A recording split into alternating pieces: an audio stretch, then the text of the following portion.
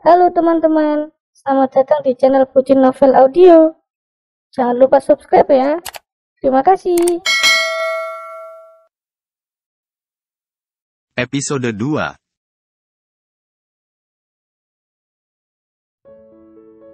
Yuda menahan lengang Ruliana. Jujur dia tidak senang istrinya selalu menghindar beberapa hari ini. Kita akan liburan. Segera temui mama, aku tidak ingin mama semakin memojokkanku, ucap Ruliana tanpa melepaskan tangan Yuda yang menahannya. Yuda tidak memaksa istrinya untuk melakukan permintaan sang ibu, tapi Yuda juga tidak bisa menolak begitu saja perintah ibunya. Lelaki itu menuntun istrinya untuk dibawa duduk di bibir ranjang. Aku melakukan kesalahan, tapi jangan diamkan aku, kumohon. Aku hanya sedang lelah. Pergilah temui mama. Bayangan Yuda yang bertemu dengan Nilam membuat dadanya berkecamuk ditambah melihat secara langsung keakraban antara mantan istri sang suami dengan ibu mertuanya. Jika Ruliana sedang menahan sesak di dadanya, maka Yuda tengah dilanda gelisah. Ini bukan Ruliana, nya. Tangan Yuda enggan melepaskan genggaman, tapi dia tidak bisa memaksa Ruliana. Semua kacau sejak dia bertemu Nilam. Haruskah dia memberi perhitungan pada mantan istrinya itu? Kamu tahu, aku tidak bisa marah denganmu, Ana. Saat itu Yuda menahan gejolak di dadanya. Dia terlalu takut jika Ruliana bersedih karenanya. Tidak pernah ada masalah serius selama mereka bersama sehingga mereka harus bungkam mulut. Yuda dan Ruliana selalu membuka diri, karena itu tidak pernah ada perselisihan berarti. Dengan gesit Yuda memeluk Ruliana. Ruliana ingin menangis, tapi sekuat hati ia menahannya. Seperti yang kamu mau. Aku akan ada saat mata kamu terbuka hingga tertutup. Sangat wajar jika Yuda ingin membuat istrinya bahagia. Tapi salah besar ketika harus mengabaikan perintah ibunya. Malam itu Maulida mengirim pesan pada anak dan menantunya. Mengatakan jika mulai detik ini baik Yuda maupun Ruliana tidak perlu lagi datang ke rumah besar. Menyambut pagi, tak lagi seperti biasa. Jam 5 subuh, Yuda sudah pergi ke rumah ibunya. Yuda merasa bersalah pada ibunya tapi tidak bisa meninggalkan Ruliana yang sedang marah. Yuda ingin rumah tangganya kembali sehat. Ruliana sudah cair, kini justru ibunya yang marah padanya. Yuda menelan ludahnya. Ia tahu salah, karena selama ini ibunya terus menghargai apa yang menjadi pilihannya. Ini pertama kalinya sang ibu meminta sesuatu. Yuda berlari ke kamar ibunya. Biasanya, ibunya tidak pernah mengunci pintu kamar. Berulang kali Yuda mengetuk tapi tak kunjung dapat jawaban. Nyonya sedang pergi. Sepagi ini, mobilnya ada Bi. Yuda juga Pak Bendi sopir pribadi ibunya di pos ronda. Nyonya dijemput. Yuda tertegun. Siapa yang menjemput ibunya di pagi buta seperti ini? Nilam buatkan teh serai untuk ibu, diminum biar ibu sedikit lebih baik. Terima kasih, Nilam. Seulas senyum diberikan Nilam pada mantan ibu mertuanya. Semalam Nilam sudah mendengar keluh kesah ibu dari mantan suaminya itu. Maulida kecewa berat pada putranya Nilam, hanya jadi pendengar tidak sedikit pun memberi tanggapan yang dirasanya bukan kapasitas untuk ikut campur. Pagi sekali wanita itu menghubunginya, meminta jemput karena merasa bisa memotong urat nadinya jika sampai bertemu dengan putranya yang membuat sakit hati. Salah Nilam memberikan nomor ponselnya kala pertemuan di restoran saat itu. Sedangkan Yuda merasa ditampar oleh keadaan. Sang ibu tidak ada di rumah. Ibunya sedang menghindarinya. Seorang anak hadir saat rumah tangga orang tuanya hancur tanpa dirinya tahu jika kehadirannya sama sekali tidak dinantikan sang ayah karena soal hati. Kala itu ayahnya lebih memilih wanita lain yang dirasa cocok dengannya. Jangan sebut kata papa, apalagi bertanya. Kamu, alasan Mama masih ada di dunia ini. Milea Alvarete yang tidak tahu apa diharuskan memahami keadaan yang tidak semestinya. Seolah didoktrin sejak dini dengan pemahaman itu. Milea hanya milik Mama. Ini bukan nasihat tapi memang begitu seharusnya. Berbeda dengan keadaan di luar negeri, di Indonesia orang sangat kritis terhadap sekitar. Contoh saja hari ini. Baru saja putrinya masuk ke lingkungan sekolah, Milea sudah mulai bertanya tentang ayahnya. Lingkungan sangat berpengaruh. Sebelumnya ini yang membuat Nilam enggan membawa Milea kembali. Tapi Nilam sadar, cepat atau lambat Milea memang akan tetap menanyakan hal tersebut. Milea seketika memeluk Nilam saat ciuman kecil mendarat di puncak kepalanya. Milea sayang Mama. Parau suara putrinya menandakan jika anak itu sangat menyayangi Nilam. Di tempatnya, Yuda terpaku melihat kenyataan di hadapannya. Di belakang mobil ia bisa melihat wajah Milea, yang tak lain adalah darah dagingnya. Yuda tidak bisa bergerak, hingga dua orang yang pernah terikat dengannya pergi bersama. Yuda tidak ingin menyinggung hal itu.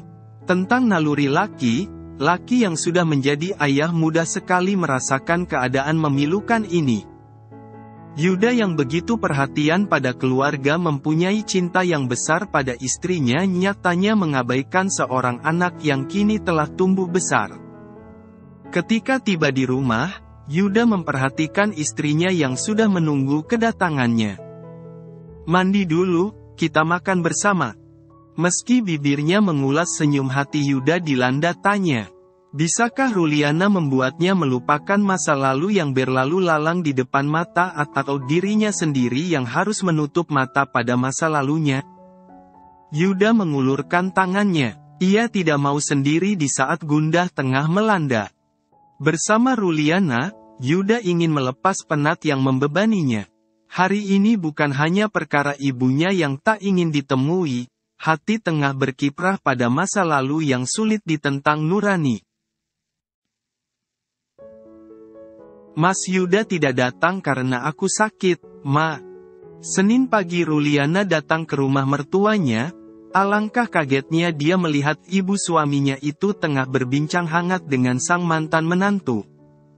Maulida membuat Ruliana mengerti bahwa marwah tertinggi seorang wanita adalah ketika dia bisa meletakkan kodrat di atas segalanya.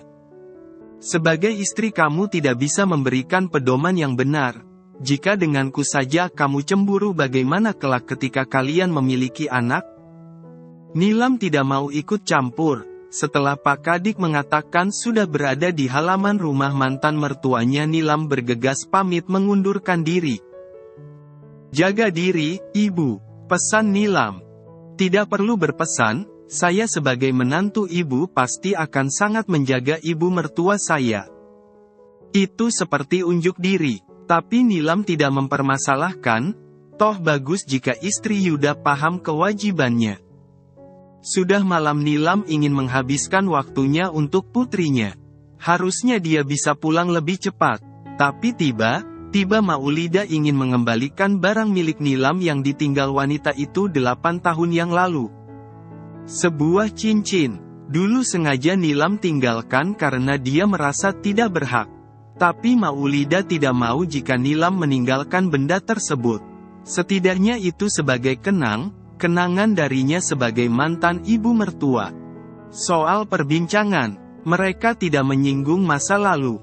Maulida tidak pernah menyebut nama putranya. Setiap bertemu Nilam, Maulida hanya menilai dari hati, tidak ada menyinggung apapun yang berkaitan dengan masa lalu. Maulida memang kecewa karena Nilam tidak bisa menjadi menantunya lagi. Tapi beliau terus mendoakan Nilam semoga mendapatkan pengganti yang jauh lebih baik. "Ada tujuan apa Anda kemari, Pak Yuda yang terhormat?"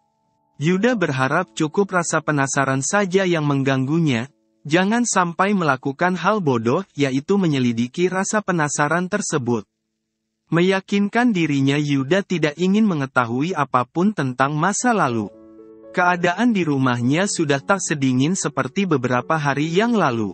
Yuda sudah melihat rutinitas Ruliana seperti biasanya, wanita itu juga sudah bermanja padanya seperti biasa. Tapi setiap dia sendiri, Yuda kacau, melihat wajah gadis kecil yang begitu mirip dengannya. Dia tak bisa menampik keinginannya untuk melihat lebih lama. Tanpa sadar jika laki itu melibatkan diri pada masa lalu yang telah usai dan pernah berjanji pada diri sendiri jika dirinya tidak akan menyentuh apalagi mengganggu sesuatu yang telah dilepasnya. Tengah malam, Yuda tidak bisa tidur. Benaknya bertanya, seperti apa keseharian Milea sementara Nilam sibuk bekerja? Sungguh Yuda penasaran dan dia sangat ingin tahu. Tidak akan mudah, tapi Yuda ingin melihat secara dekat sosok Milea. Meski keinginannya tidak mudah, namun Yuda memiliki harap yang kuat dan dia akan berusaha untuk itu. Ada tujuan apa Anda kemari, Pak Yuda yang terhormat? Yuda tertegun mendengar pertanyaan Nilam. Ke depan, sepertinya akan berat. Diam, Yuda mengintai gerik Nilam. Seorang anak kecil yang dilihatnya di parkiran membuatnya tidak tenang. Aneh memang. Tapi itulah nurani. Figur seorang ayah sudah melekat. Siapa yang menyangka melihat wajah serupa dengannya? Rindu itu tiba saja menyesakkan. Yuda ingin melihatnya lagi, meraba wajah jika bisa ia ingin memeluk dan menggendong anak itu. Aku ingin bicara. Detak jantung yang menggila Yuda abaikan. Dia hanya ingin melihat malaikat yang tak pernah disadari keberadaannya. Anda tahu jam berapa ini? Anda berpendidikan? Pantaskah jika bertamu di waktu malam begini? Tidak. Tapi Yuda tidak peduli. Mama. Yuda menelan ludah. Sosok kecil muncul dengan sebuah boneka beruang di tangan kecilnya. Wajahnya putih bersih dan bibirnya merah alami. Terlihat mata kecil itu enggan terbuka, sepertinya dia mengganggu tidur lelap Milea. Melihat keseluruhannya, Yuda tahu jika dia adalah putrinya. Pergilah. Yuda tak bergeming. Dia grogi. Matanya tak puas menatap wajah Milea. Aku sudah menunggu sejak tadi. Yuda menatap wajah Ruliana. Senyum laki itu merekah. Menggenggam tangan Ruliana, Yuda menatap penuh cinta pada sang istri. Yuda bahagia Ruliana tidak mengungkit masalah yang pernah terjadi. Tentang Milea Yuda akan bicara pada Nilam di waktu yang tepat. Yuda akan melakukan dengan baik dan hati-hati. Berusaha keras agar bisa menjaga hati yang terlibat. Untuk Nilam setelah melihat kelancangan pria itu, maka mulai hari ini dia akan lebih memperhatikan Milea, jika perlu dia akan menambah pengawasan. Milea mengenal mamanya, mama yang tidak pernah menampakkan raut asing kecuali peduli, khawatir dan sayang untuknya. Sakit, kecewa dan marah, Milea tidak pernah melihatnya. Malam ini, tepatnya ketika seseorang datang, pertama kalinya Milea melihat sebuah raut di wajah mamanya. Wanita yang selalu lembut itu juga tampak marah. Sementara itu orang yang membuat mamanya marah justru menatap lembut padanya. Dia masih terlalu kecil untuk memahami, tapi dari raut wajah mamanya Milea tahu ada luka yang tengah mamanya sembunyikan. Yuda sadar jika Ruliana sedang memperhatikannya. Tingkahnya tidak mencurigakan. Naluri seorang istri memang cukup peka pada gerik seorang suami. Mas merindukan wanita itu. Kamu kenapa? Mendekat. Yuda menggenggam tangan istrinya. Aku cuma tanya. Selama ini mereka terbuka dan saling percaya. Tidak pernah menyembunyikan apapun. Jangan berpikir yang tidak. Ada ketegasan dalam kalimat Yuda. Aku hanya mencintaimu. Dia sangat cantik. Yuda sudah menduga, secantik apapun wanita di luar sana, tetap di hatiku kamu yang bertahta. Ruliana tersentuh, tapi tidak ingin terlena. Setelah bertemu dengan seseorang yang menjadi masa lalu Yuda, harinya tak lagi tenang. Bagaimana cara Yuda menyikapi pada masalah yang akan dihadapinya nanti? Yuda memasuki kediaman orang tuanya dengan berlari. Kabar yang disampaikan asisten rumah tangga ibunya membuatnya kalang kabut. Maulida sedang terlelap, di bawah betis kirinya terdapat bantal. Meski tidak terlalu parah tapi mendengar ibunya jatuh dari tangga membuat Yuda jantungan. Ruliana juga ikut, perempuan itu duduk di samping suaminya setelah berhasil menyusul Yuda yang meninggalkannya di teras. Ibu terkilir, tidak mau dibawa ke dokter. Abis diurut tadi dan langsung tidur mungkin sudah enakan. Bu Leni memberitahu putra majikannya. Yuda menyimak dengan baik. Di hati Yuda merasa bersalah, dia anak semata wayang Maulida.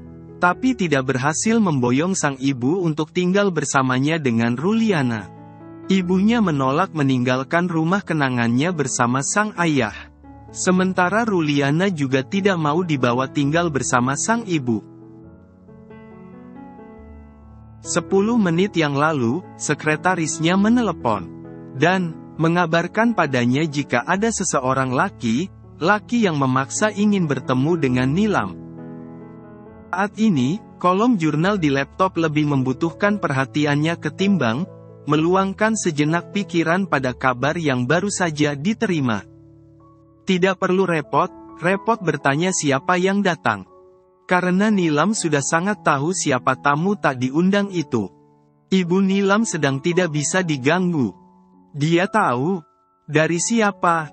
Yuda mengerang. Pasti, CCTV. Jika Nilam keras kepala aku juga bisa lebih keras. 1 jam, 2 jam, 3 jam. Tidak ada tanda wanita itu keluar dari ruangannya. Kesabaran Yuda yang tipis sudah lama hilang, tapi dia bertahan demi permintaan ibunya. Meskipun dia kesini harus melewati pertengkaran kecil dengan sang istri. Sedangkan Nilam sudah keluar dari ruangannya 2 jam yang lalu. Saat ini dia sudah bercanda tawa dengan putrinya. Dia tidak peduli apa yang akan pria itu lakukan di kantornya. Simpati? Tidak. Dunia terlalu biasa, jika harus peduli pada pria masa lalu. Meeting dengan Pak Danu dibatalkan. Beliau kecewa dengan, Mas. Isi pesan dari Ruliana membuat Yuda bertambah emosi. Sudah berjam-jam dia di sini dan wanita sialan itu tak kunjung muncul. Cukup sudah dia yang akan menyeret wanita itu ke rumah ibunya. Maaf, Anda mau kemana? Aku ingin bertemu dengan direktur utama. Tegas Yuda dengan rahang mengeras karena kesabarannya telah benar-benar habis. Maaf, Pak. Ibu Nilam sudah meninggalkan kantor sejak 3 jam yang lalu. Apa? Rahang Yuda jatuh dengan tak elegannya. Kedua tangannya terkepal kuat. Wanita itu benar-benar menyulut emosinya. Sementara di kantornya Yuda dibuat meradang. Di rumah Nilam sudah tidur nyenyak dengan putrinya. Begitulah seorang Nilam, ia akan melakukan pekerjaan apapun dengan sempurna. Ia mengatur waktu sebaik mungkin, agar hasilnya tepat sesuai pemikirannya. Bukankah seorang Nilam begitu perfect? Deretan penghuni kebun binatang Yuda makikan untuk mantan istrinya, harga dirinya merasa diinjak oleh Nilam. Hingga kakinya melangkah masuk ke dalam rumahnya, dia masih sempat menyebut nama hewan yang membuat Ruliana tersinggung. Kamu mengataiku, Mas? Hah? Dengan rasa percaya diri tinggi Yuda menunggu kedatangan 2 orang yang biasanya akan tiba tepat jam 8 pagi. Demi ingin menemui putrinya Yuda rela membohongi Ruliana. Ada pertemuan penting dengan kawan lama untuk membicarakan tentang bisnis. Masuk akal, tapi tetap membuat istrinya curiga. Waktu semakin merangkak naik, 1 jam sudah Yuda menunggu dengan jaket hitam dan topi yang menyamarkan identitasnya tidak lupa masker. Tapi hingga kelas dimulai gadis kecil yang ditunggu tak kunjung datang. Kembali perasaannya kacau. Mungkinkah Nilam lagi mengetahui niatnya? Tidak mau kejadian semalam terulang. Yuda terpaksa masuk dan mencari tahu. Mulai hari ini Milea memilih homeschooling. Karena Milea yang masih belum begitu lancar berbahasa Indonesia. Perkataan itu melekat hingga Yuda kembali masuk ke dalam mobil. Bukan tanpa alasan Nilam memilih homeschool. Putrinya tidak nyaman berada di antara teman barunya, merasa terlalu asing dan yang utama Nilam tidak mau kejadian seperti malam itu terulang. Nilam tidak memungkiri mantan suaminya adalah ayah putrinya. Tapi bukan berarti lelaki itu memiliki hak atas Milea. Yuda memukul keras setir kemudi.